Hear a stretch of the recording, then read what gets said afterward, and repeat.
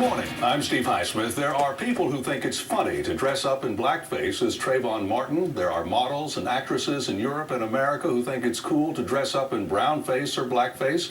That's now, not just 1840 or 1927 or even 1963, but 2013 displays of imagery defended as freedom of expression or just as fun or even as an homage, but taken by many others as racist, threatening, and ignorant moments showing an unresolved conflict that some fear is becoming more open.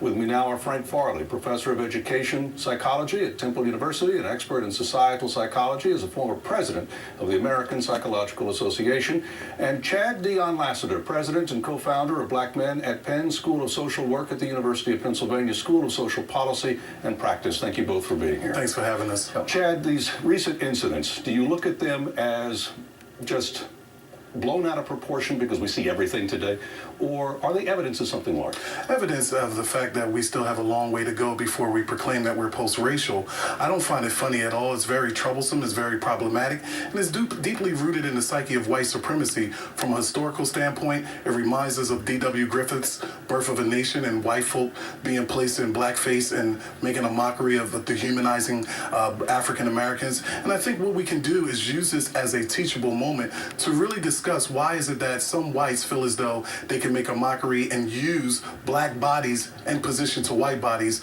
in a derogatory manner. Frank, when you see Julianne Hough dress up in brown face, acting out a character in Orange is the New Black, when you see these San Diego coaches doing what they're doing, or college-age students, teenagers doing what they're doing, why do you think it's happening?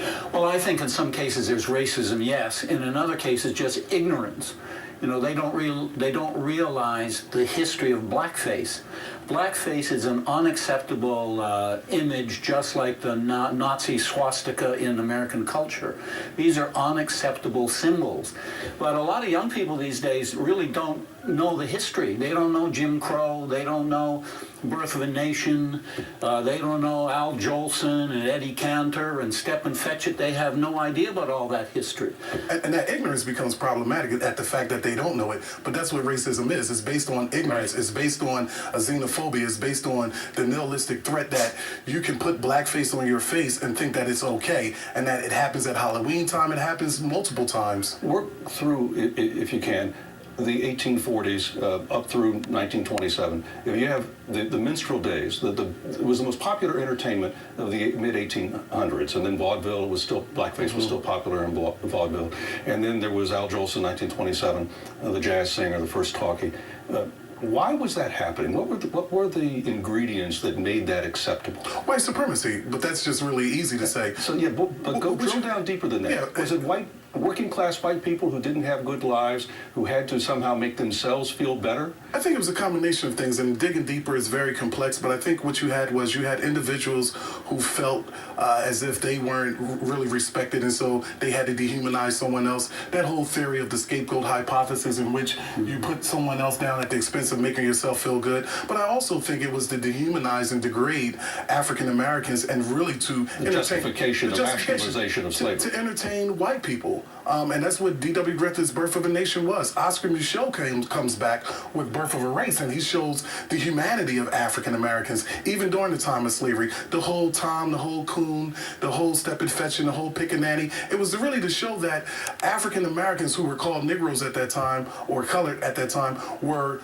shiftless, that during the time of slavery you couldn't depend on them to do anything. It was a humane time for African Americans, and even though you had some African Americans participating in it, it was also about a living. It was also about them making a way for themselves on that acting circuit. Frank, do some white people put on blackface to affirm their own whiteness? Sure. There's a range of motives, but I love that word dehumanizing. Because that's the word that captures most of it. Throughout human history, to dehumanize the other group, etc., etc. There's a wonderful line in I think it's a Chris Christopherson song. Everyone needs someone to look down on, and they were the easiest ones. They were captive, at one point. And so they were an easy target. And dehumanization is a process that we know well in humanity. So the issue of who can do it, when to do it, when not to do it, the easy answer would be never do it. And yet, when we talk about stereotypes, the profit motive seems to come into play. So we have black producers and white producers. There's rap music. There's misogyny. There is blackface. Why do not we all come to agreement as educated people as to when it's wrong, Chad? I think consensus is hard to reach because there are some individuals who don't see it as wrong. So if you look at Flavor Flav, who was a character on the reality TV show Flavor of Love, that's really minstrelling, that's buffoonery, that's making a mockery of black culture, but he didn't see it as that. In a capitalistic society, some individuals see it as, I'm going to do whatever I need to do for the almighty dollar.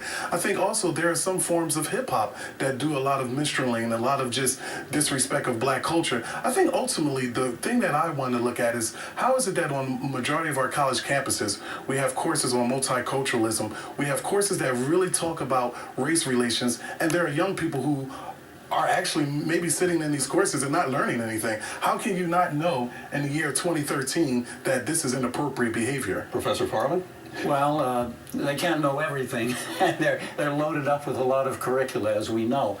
But I don't think shows a resurgence of racism. I mean, these are just, I think these are relatively infrequent examples that get magnified by the internet and social media.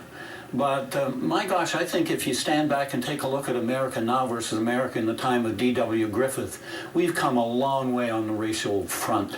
And we're getting better, I think, day by day. These are sort of outcroppings of what's wrong in our culture, you know, and they're basically, I think, bad taste and ignorance. But how do you, Frank, how do you look at it then when you take a show like Family Guy, or you take some rap music, and do you say, okay, well, that's just, they'll just work through that, we'll let the decades go by, or should you criticize some of that as not being humor? Oh, you should criticize it, I think, for sure. It has to be a stern critique with forthcoming recommendations. I would go further to say that it's not a resurgence because racism is never going away. I argue that racism is permanent, but every day we should get up looking forward to dismantling American racism. And that's what I do as a social change agent. Social injustice is something that exists. We need to bring social justice. We also need to be a more tolerant society. Do we ban the masquerade? For example, part of masquerading is being someone you're not. Part of it is satire. Again, the line. No, we don't ban it, but we try to establish criteria of tastefulness in masquerade. If there has to be a moral imperative, there has to be norms. You don't wear blackface. If you're a black person, you don't wear blackface. If you're a white person, you don't wear blackface. As educators, and when you say that we have students who are inundated with a lot, I say that we have a dumbing down society. I teach at the University of Penn, Westchester University. A lot of students, if they're looking at this program, are engaged in a sense of nothingness. We have to put appropriate material in their hand. We have to educate them about ethnocentrism. We have to let them know that they have to be more tolerant and that you don't wear blackface, you don't become anti-Semitic, you don't say things that will polarize people along the racial color line. So when it comes, for example, to wearing a mask of President Obama, when is it right, when is it wrong? People have been wearing masks of presidents for decades. They have indeed. Well, I guess I would say that is not clearly, I don't think that's racist. You know, it kind of depends on who's doing it. You know, if you're a right-wing redneck, you know, individual, I suppose it would be racist. And certainly after what just happened with Trayvon Martin and George Zimmerman, you don't adorn blackface with a situation like that. I don't think it's appropriate at any time to wear blackface, but then you're speaking to an individual who fundamentally believes that you shouldn't be anti-Semitic and that if you are, you should work through that. You shouldn't be homophobic. If you are, you need to work through that. I think what we have to recognize is that there's a level of dysfunctionality in a culture that pretends to be functional when it's really dysfunctional. And we have to deal with the fact that racism is real. No, this is not the time of D.W. Griffith, but we're not post-racial. I think, though, that that's a really interesting example, the one of President Obama, you know, as a mask and a Halloween party, because Nixon was widely used in this kind of format and other presidents.